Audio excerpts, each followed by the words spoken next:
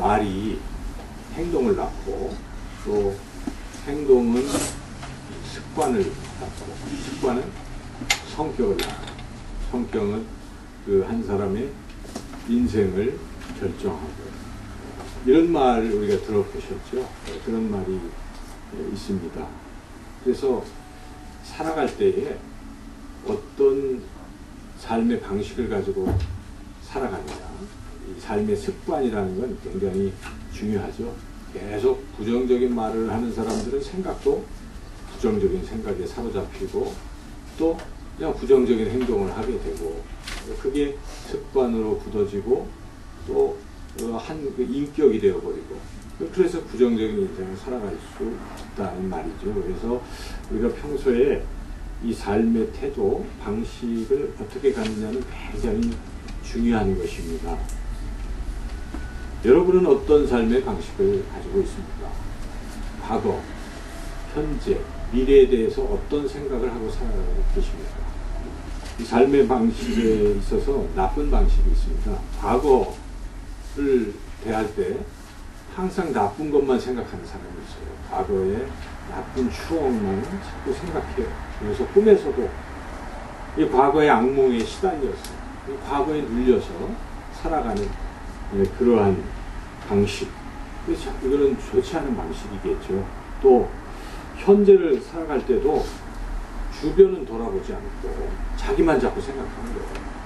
이웃이 어떻게 됐든 남이 어떻게 됐든 자기만 생각하고 살다 보면 나중에 지나고 보면 다른 사람도 나를 별로 생각하지 않는 것이죠. 그래서 고립되어서 살게 될 것입니다. 나중에는. 그래서 현재를 살아갈 때도 자기만 생각하는 이런 삶은 참 좋지 않은 방식이죠. 주변을 돌아보고 이웃을 돌아보고 그런 삶의 방식이 필요한 것입니다. 또 미래를 살아갈 때, 미래를 생각할 때도 어떤 사람은 미래에 대해서 아무런 준비를 하지 않는 것입니다. 노력도 하지 않는 것입니다. 미래를 위해서 아무런 투자도 안 하고 그냥 현실에 급급해서 당장 눈앞에 보이는 문제에만 골몰해서 살아가는 그런 삶의 방식이죠. 먼 미래를 내다보지 못하는 삶의 방식. 이런 방식은 옳지 않은 방식, 나쁜 방식이라고 말할 수가 있습니다. 오늘 하나님께서 우리에게 주시는 이 말씀은 삶의 아주 좋은 방식을 우리에게 말씀해 주고 있습니다. 과거, 현재, 미래를 우리가 어떻게 대하고 살아갈 것인지를 깨닫게 해주시는 아주 소중한 말씀입니다. 이 시편 126편은 이스라엘 백성이 바벨론 포로에서 이제 막 돌아왔을 때 지은 그러한 시입니다. 누군가 지었겠죠. 그래서 여기 시를 잘 생각해 보시면 이게 과거와 현재와 미래에 대한 시인의 생각을 나타내고 있다는 것을 우리가 깨달을 수가 있습니다. 그래서 보시면 1절에서 3절은 과거를 지금 회상하는 것입니다. 과거를 회상하고 그리고 4절은 현재 상태에서 뭔가 하고 있는 것이죠. 그리고 5절과 6절은 미래를 내다보면서 뭔가를 또 하고 있는. 그래서 이게 과거, 현재, 미래가 다 이렇게 그거에 대한 시인의 어떤 삶의 방식을 잘 드러내고 있습니다. 오늘 말씀을 통해서 우리가 어떻게 하는 것이 삶의 올바른 방식인지를 깨닫고 그렇게 은혜 받고 그렇게 살아가시기를 주님의 이름으로 축원합니다. 첫 번째, 과거입니다. 과거의 은혜를 우리가 깊이 생각하고 그 은혜를 감격하고 살라 하는 것입니다. 그 은혜에 감사하면서 살라 하는 것입니다. 1절부터 3절까지의 이 말씀 우리가 다시 한번 천천히 생각하면서 같이 말씀을 봉독하겠습니다. 여호와께서 시온에 포로를 돌려 보내실 때에 우리는 꿈꾸는 것 같았더라. 그때 우리 입에는 웃음이 가득하고 우리 혀에는 찬양이 찼었도다. 그때 문나라 가운데에서 말하기를 여호와께서 그들을 위하여 큰 일을 행하셨다 하였도다. 여호와께서 우리를 위하여 큰 일을 행하셨으니 우리는 기쁘도다. 네, 그림처럼 그려지죠. 지금 바벨론 포로에서 돌아와서 좀 시간이 지났겠죠. 그러면서 그때 포로 생활을 하다가 하나님께서 은혜로 하나님을 은혜로 지금 예루살렘으로 다 돌아와 있는 그때 얼마나 기뻐했는가를 좀 회상하고 있는 것이죠. 그렇죠. 그래서 여기에 그때 우리는 마치 이게 꿈인가 생신가 이렇게 생각할 정도로 너무 좋았다는 것이죠. 여러분들도 좋은 일이 있으면 뭐라고 말합니까? 야, 이게 꿈이냐 생시냐 내 살 좀 꼬집어 봐라 뭐 이렇게 자꾸 얘기하죠. 그와 같이 너무 좋았다는 것입니다. 그때를 자꾸 생각하니까 너무 꿈만 같고 좋았다. 그리고 그때는 우리 입에는 웃음이 가득했다. 여러분 한번 웃어보십시오. 네. 좋잖아요, 그죠? 왜 그때 좋은 일을 생각하면 웃음이 절로 나오는 것입니다. 그렇죠, 여러분. 과거에 좋았던 일이 왜 없겠어요? 자꾸 생각하시라는 것입니다. 그러면 입가에 웃음이 이렇게 맴돌 수가 있죠. 그리고 혀에는 찬양이 찼도다. 흥얼흥얼 노래가 나오는 것이죠. 그렇죠. 좋으면 어떻습니까, 여러분? 노래 부르잖아요. 좋으면. 우리가 정말 좋으면 하나님을 찬양하는 이런 찬양을 하게 되는 것이죠. 그게 다 과거에 하나님께서 베푸신 은혜를 자꾸 생각하면 그렇게 된다 하는 것이죠. 그리고 또 그때는 사람들이 문나라 사람들이 얘기하는 것입니다. 야, 보니까 하나님께서 저 포로에 있는 저 백성을 저렇게 큰 일을 행하셔서 구원해 내셨구나 하고 여기저기서 탄성 소리가 나왔다는 것입니다. 그것을 들은 것이죠. 아마도 바벨론에 있는 그 고레스 왕이나 그 페르시아 사람들이 이제 돌아가는 그 백성을 보면서 야, 이거 다 하나님이 행하셨어 하고 감탄하는 그런 소리가 있었겠죠. 그리고 자신들도 그것을 가지고 또 이야기하는 것입니다. 하나님이 과연 우리를 위해서 큰 일을 행하셨으니 우리는 정말 기쁘다 이렇게 말하고 있는 것입니다. 과거에 대해서 어떤 태도입니까? 이 시인은 과거가 너무 좋았다. 왜 좋습니까? 하나님께서 내게 은혜 베풀어 주신 것을 생각해보니 좋았다는 것입니다. 여러분 인생에서도 과거에 하나님께서 내게 은혜 베푸신 것을 한번 생각해 보실 필요가 있어요. 여러분이 어떻게 해서 하나님을 만나고 예수님을 믿게 되었는지 제가 다 알 수는 없지만은 아마도 그랬을 것입니다. 여러분이 혹시 어떤 분들은 몸이 너무 아팠어요. 그렇죠? 그래서 뭐 치료할 길도 없고 뭐 여러 어려운 가운데 하나님이 찾아오셔서 나를 고쳐주신 것입니다. 그때 과연 하나님이 나를 고쳐주셨습니다. 이러한 고백과 더불어 하나님을 믿게 된 그런 분들도 있을 것입니다. 어떤 분들은 사업이 참 안 돼요. 그죠? 하는 일마다 안 되고 뭐 이게 다 망하는 것 같고 절망 가운데 이제는 해결할 방법조차 없는 이런 상황에 처할 수도 있지 않겠어요? 그런데 신기하게도 어려웠던 게 해결이 된 거예요. 누가 그걸 해결해 주셨는가? 하나님이 해결해 주셨구나. 그런 믿음이 생기고 이제는 하나님을 믿고 하나님을 경외하고 하나님을 섬기는 사람이 된 것입니다. 그런 순간들이 여러분 가운데 있을 것입니다. 어떤 경우는 또 가족적으로, 가정적으로 참 말할 수 없는 어려움 속에 있었는데 하나님이 나타나셔서 나를 위로하시고 또 그런 가운데 용기를 주셔서 새로운 인생을 출발하게 하십니다. 바로 그러한 하나님을 여러분들이 만나시고 또 감격하고 기뻐했던 순간들이 있을 것입니다. 한번 그러한 것들을 인생에서 좀 생각해 볼 필요가 있습니다. 혹시 과거를 생각한다고 하면 좋았던 때를 자꾸 기억하는 그런 습관과 훈련이 필요합니다. 긍정적인 생각을 자꾸 해야죠. 근데 어떤 사람은 좋은 것이 참 많은데 그렇잖아요. 그런데도 꼭 나빴던 것만 자꾸 떠올려서 그걸 가지고 하나님을 원망하고 내 인생이 왜 이 모양이었냐 뭐 이렇게 불평하고 하는 이러한 삶의 태도도 있을지 모릅니다.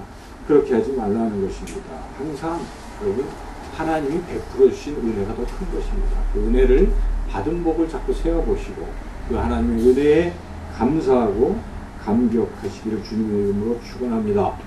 두 번째는 이제 현재죠. 현재 나만 생각하고 다른 사람 생각하지 않는 것이 아니라 나뿐만 아니라 주변의 다른 사람들을 돌아보라 하는 것입니다. 그래서 더 적극적으로 다른 사람의 구원을 위해서 기도하라. 오늘 말씀 그런 말씀입니다.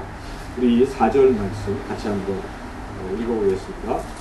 여호와여 우리의 포로를 남방 시내들같이 돌려보내소서. 예, 1절에서 3절까지는 과거를 좀 회상했잖아요. 기뻤다. 그런데 갑자기 포로 얘기가 또 나와. 이게 이해하기 어렵잖아요. 우리가 포로에서 지금 벗어났는데 또 포로를 돌려보내소서 기도하는 건 참 이해하기 어렵죠. 그래서 여기에 포로는 자신들이 아닌 것입니다. 이 포로는 누구이겠어요?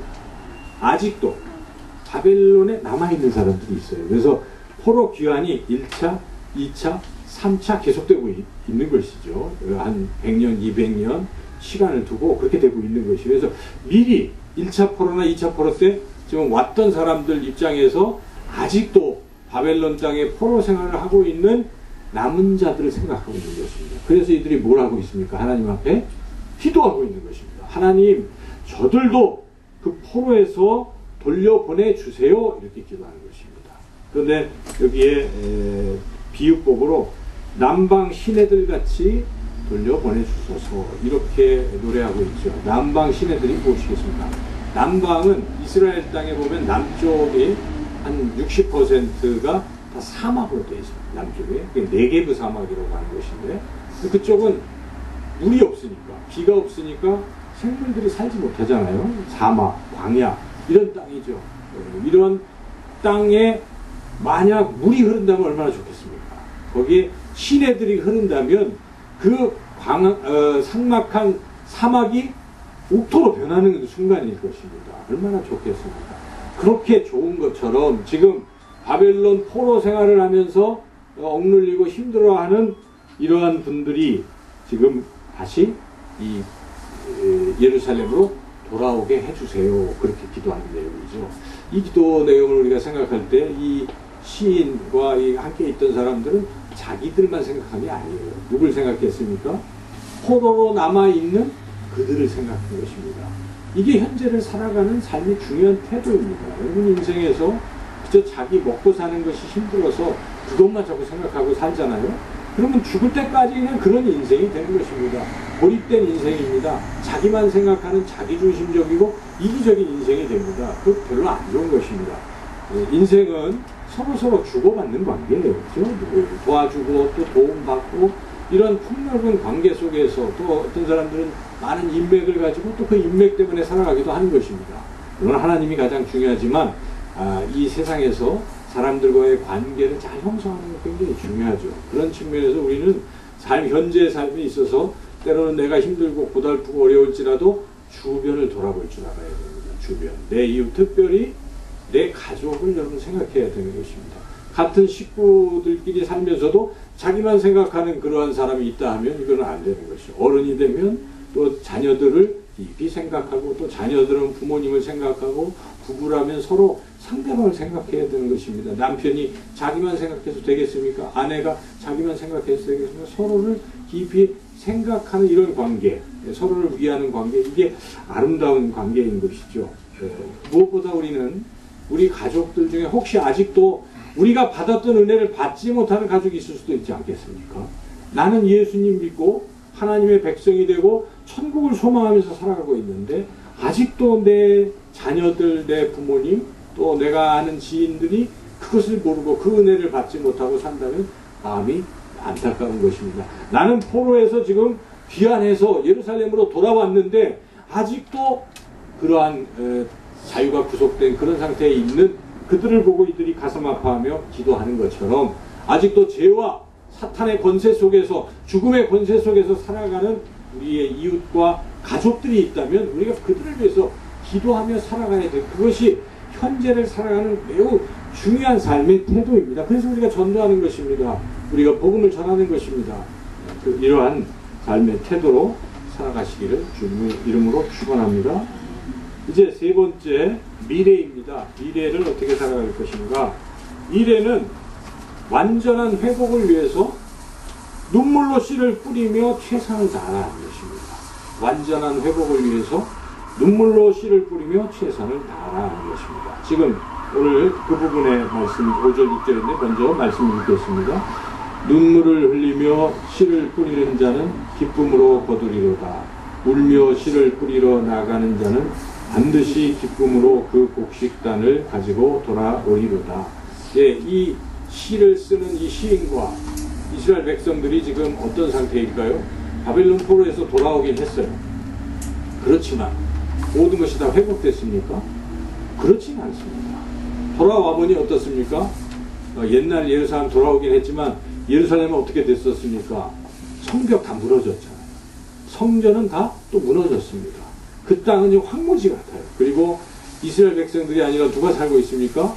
뭐 사마리아 사람도 건너오고 옆에 막 블레셋 사람도 건너오고 해가지고 이게 우리 땅인데 우리 땅 같지가 않은 것입니다. 지금 막 섞여서 별로 땅도 아주 황폐해져 있는 이런 상태예요. 돌아오긴 했지만 이들에게 완전한 회복이 돼 있다는 건 아니잖아요. 그래서 이들은 나중에 열심히 학계, 스룹바벨 뭐 등등 해서 뭐 했습니까? 성전을 재건했잖아요. 그래서 근데 그 시간이 얼마나 걸렸어요? 100년이라는 시간이 걸렸다는 걸 우리가 기억할 수 있어요. 100년이라는 이런 시간 동안에 이들은 지금 상태가 어떻습니까? 완벽하진 않은 것입니다. 그래서 그 완전한 회복을 갈구하면서 미래를 내다보면서 뭔가를 하자 하는 결단의 그러한 노래를 지금 하고 있다 하는 것입니다. 그래서 여기에 그 결단의 핵심이 무엇입니까? 씨를 뿌리자 하는 것입니다. 씨를 뿌리자. 씨를 뿌리자. 곧 미래를 준비하자. 이런 말입니다. 오늘 이 5절에 보면 씨를 뿌리는 자 이렇게 씨를 6절에도 씨를 뿌리러 나가자 이렇게 노래하고 있잖아요. 그러니까 여러분 인생의 미래를 준비하는 사람이 돼야 됩니다. 그저 현실에만 겪어가면 안 되는 거죠. 현실적으로 여러분 연금 들어놓으셨습니까? 등등 미래가 있잖아요. 그죠? 꼭 연금이 다는 아니겠지만 여러분의 미래를 준비해야 돼요. 가장 중요한 미래는 무엇입니까? 하나님 나라 들어갈 준비가 돼야 됩니다. 우리는 하나님의 자녀들로서 이러한 미래를 준비하는 그런 삶을 살아야 된다 하는 것입니다. 미래에 대한 준비가 없이는 아무런 희망도 없는 것이죠. 우리가 씨를 뿌리지 아니하면 열매는 결코 얻어지지 않습니다. 그렇지 않습니까? 씨도 뿌리지 않았는데 열매를 거두는 것을 우리가 뭐라고 합니까? 그런 사람들을 씨도 안 뿌리고 열매를 거두려고 하는 사람. 죄송합니다. 불안당이라고 하는 거예요. 불안당. 불안당이라는 건 욕이잖아요. 아유, 저 불안당 같은 뭐 XX 그러잖아요. 그 불안당이라는 것은 뭐 아무 수고도 안 하고 남의 것을 빼앗고 하는 이런 사람들. 뭐 옛날에는 뭐 활빈당 뭐 등등 이제 화적대 이렇게 이야기할 수 있겠죠. 그 불안당의 뜻을 잘 생각해 보시면 한자로 불자가 무슨 불자입니까? 아니다. 아니군. 한자는 땀 한자예요. 땀을 흘린다. 땀 한자. 당은 물이다. 땀도 안 흘리고 뭔가를 얻어내려고 하는 이런 무리들. 깡패들이 그러잖아요. 뭐 일도 안 하고 남의 거 빼앗는 이런 것을 불안당이라고 하잖아요. 그러니까 씨도 안 뿌리고 열매를 거두려고 하는 사람들. 이게 다 불안당이라고 볼 수가 있는 것입니다. 그래서 우리가 어떤 사람들은 노력도 안 하고 그냥 뭐해요? 돈을 어떻게 얻어내려고 사기를 치기도 하고 뭐 복권을 사서 이게 맞으면 당첨되지 맨날 그런 생각을 하는 것입니다. 일도 안 하고 땀도 안 흘리고 그저 일확천금만 꿈꾸는 이런 삶의 방식, 이거 아주 잘못된 삶의 방식이라 하는 것입니다. 우리는 미래를 위해서 씨를 뿌려야 되는 것입니다. 뿌려야 거둘 수 있기 때문에 그렇습니다. 심지 않은 데서 거둘 수 없는 것입니다. 여러분 씨를 뿌리시기를 축원합니다. 특별히 우리 청년주의를 맞이해서 우리 사랑하는 청년들이 씨를 뿌려야 되는 것입니다. 여러분 어떤 씨를 뿌리고 있습니까? 우리 청년들 지금 무슨 씨를 뿌리고 있는지 한번 생각해 볼 필요가 있어요. 특히 나이가 든 세대보다도 젊은 세대는 특별히 씨를 뿌릴 때 지금은 다른 거 할 때가 아닙니다. 지금 당장 어떤 결과를 얻으려고만 꼭 하지 마시고 씨를 뿌리라는 것입니다. 열심히 씨를 뿌리세요. 좋은 씨를 뿌리세요. 반드시 때가 되면 거두게 될 것입니다. 씨를 잘 뿌려야 되는데 어떤 씨를 여러분 뿌려야 되겠습니까? 저는 우리 청년들이라고 하면 당장 눈앞에 어떤 게 나타나지 않더라도 뿌려야 될 씨들이 있다고 생각해요. 그리고 책을 읽는 것은 좋은 씨겠죠. 독서의 씨를 뿌려야 되는 것입니다. 계속 꾸준히 읽으면 그게 나중에 자신에게 특별한 능력이 되는 것입니다. 그래서 미래에 쓰임받을 수가 있어요. 그런데 지금 얄팍하게 현재적인 것만 추구하다 보면 나중에 조금 뭘 해야 될 때 못해요. 그게 기본이 안 되기 때문에. 그래서 청년의 때에는 기본기를 잘 갖춰야 돼요. 그런 독서, 책을 읽는 씨를 뿌려야 되고, 지금은 또 공부할 때인 것입니다. 여러분 고등학교 지나고 또 사회 진출하면 후회를 많이 해요. 고등학교 때 공부 좀 할 걸. 제가 아는 애가 그래요. 아유, 후회해요. 때가 있어요. 그죠? 그때 씨를 뿌려야 돼요. 지금 여러분 젊을 때는 다른 거 할 때가 아니에요. 공부할 때입니다. 저는 나이가 좀 들어서 목회를 했지만 아직도 잊혀지지 않는 귀한 목사님이 계세요. 그분이 저한테, 제가 신대원에서 이렇게 공부를 하면서 대전까지 내려가서 이렇게 사역을 하고 있을 때 저보고 그러더라고요. 당장 그만두라고. 왜 그러세요? 그랬더니 우리 김 전도사님 지금은 공부할 때입니다. 저한테 그렇게 가르쳐 주시더라고요. 지금은 씨를 뿌려야 될 때예요. 근데 저는 그 말씀이 지나고 보니까 참 귀한 말씀으로 마음에 새겨집니다. 그래서 제가 그 뒤로 우리 부교육 전도사님들 이렇게 같이 얘기할 때 공부하라. 지금은 뭐 목회 사역도 중요하지만 공부해라. 공부할 때도. 신대원 3년 지나가면 그 다음에는 뭐 없잖아요. 이때를 잘 배워라. 대학생 때도 마찬가지입니다. 대학 4년이라는 게 휙 지나갑니다. 그런데 나중에 지나가고 나면 현장에서 이제 일을 한다든지 뭐 다음 학문을 더 한다든지 결국 대학 4년 동안에 배웠던 게 기초예요. 그게 안 되는 사람은 아무것도 안 되는 것입니다. 또 새롭게 뭘 해야 되는데 매우 어려워요. 그래서 여러분 이때 바로 청년의 때는 씨를 뿌리라는 것입니다. 독서의 씨도 뿌리고 또 공부하는 씨도 뿌리고 또 대인관계를 잘 맺을 때입니다. 나중에 그게 힘을 발휘합니다. 그렇죠? 많은 사람들과 좋은 관계를 젊은 시절에 맺어놓으면 평생을 갈 것입니다. 그런데 이 관계를 잘 못 맺고 이기적으로 막 자기만 알고 온갖 막 이런 험악한 행동들을 많이 해놓으면 죽을 때까지 뭐가 되겠습니까? 안 되는 거예요. 그 인생은. 그래서 지금은 친구들 관계에서도 좋은 씨를 뿌릴 필요가 있는 것입니다. 그리고 저는 무엇보다도 성품의 씨를 뿌릴 때라고 생각해요. 자신의 성품을 개발할 때입니다. 좋은 성품, 좋은 인품을 갖춰야 됩니다. 그게 하루아침에 됩니까? 안 됩니다. 여러분 나이 드신 분들 보면 어떤 분들은 정말 좋은 인품이잖아요. 우리가 감동을 받습니다. 이게 젊을 때부터 그런 좋은 인품을 훈련받고 길러낸 것입니다. 여러분 그 우리 교회에서 제자 훈련 저는 좋다고 생각해요. 우리 청년들도 받아야 된다고 생각합니다. 그것을 통해서 우리가 예수님의 성품을 닮으면 인품은 해결이 되는 것입니다. 얼마나 좋은 것입니까? 이와 같은 이러한 당장 눈앞에 보이지 않더라도 그러한 씨를 뿌리는 때다. 이 씨를 뿌려야 된다는 것입니다. 그런데 씨를 뿌릴 때 대충 뿌리면 안 됩니다. 어떻게 뿌려야 됩니까? 오늘 말씀에서는 눈물로 뿌리라고 말씀하고 있죠. 그렇죠? 본문을 다시 한번 돌아보십시오. 씨를 뿌리는 자 앞에 뭐가 있습니까? 눈물을 흘리며. 눈물을 흘리며. 그리고 6절에도 씨를 뿌리러 나가는 자 앞에 뭐가 있습니까? 울며. 눈물로 뿌리라는 것입니다. 씨를 뿌릴 때 그냥 대충 아무런 노력도 없이 그냥 시간이 지나면 뿌린 씨가 자라겠지? 안 자랍니다. 그렇죠? 씨를 뿌릴 때 정말 열심히 잘 고통이 있더라도 뿌려야 되는 것입니다. 여러분 고통 없이는 영광도 없는 것이잖아요. 그렇죠? 고통 없이는 영광도 없어요. 그래서 그런 말이 있잖아요. No cross, no crown. 크로스, 십자가.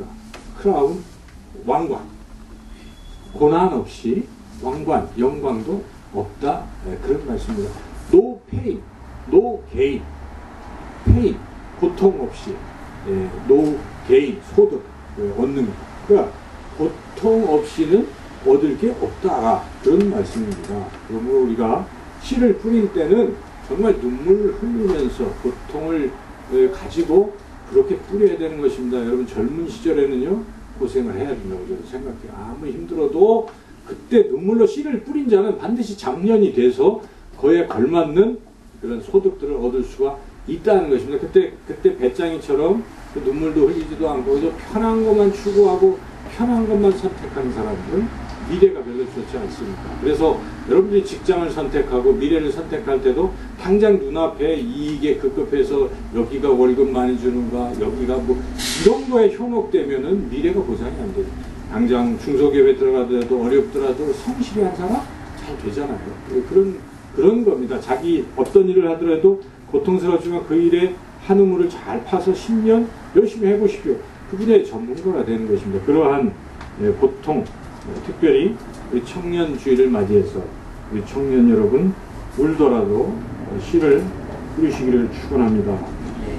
그리고 눈물로 씨를 뿌리면 어떻게 된다고 합니까? 반드시 기쁨으로 그 곡식단을 가지고 돌아오리라. 이것은 하나님의 법칙입니다. 심은 대로 거두는 것이기 때문에 눈물로 씨를 뿌리면 기쁨으로 단을 거두게 된다. 여러분, 삶의 방식이 인생을 결정합니다. 지금 어떤 삶의 방식을 가질 것인가. 과거에 대해서 늘 부정적이고 불만, 불평, 이제 그런 것은 우리가 거둬야 될 때입니다. 오직 감사로 살아가십시오. 과거에 하나님이 내게 베푸신 은혜를 늘 감사하고 감격으로 살아가시고, 현재를 살아갈 때 나 중심으로만 자꾸 살지 마시고 주변을 돌아보고 나와 같은 은혜를 받지 못한 이들을 위해서 여러분 뭔가 하고 특별히 기도하며 그들의 구원을 위해서 나아가십시오. 그리고 마지막으로 미래를 향해서 눈물로 씨를 뿌려서 여기 계신 우리 모두가 기쁨으로 단을 거두는 귀한 복을 누리며 살아가시기를 주님의 이름으로 축원합니다. 기도드리겠습니다. 하나님 감사합니다.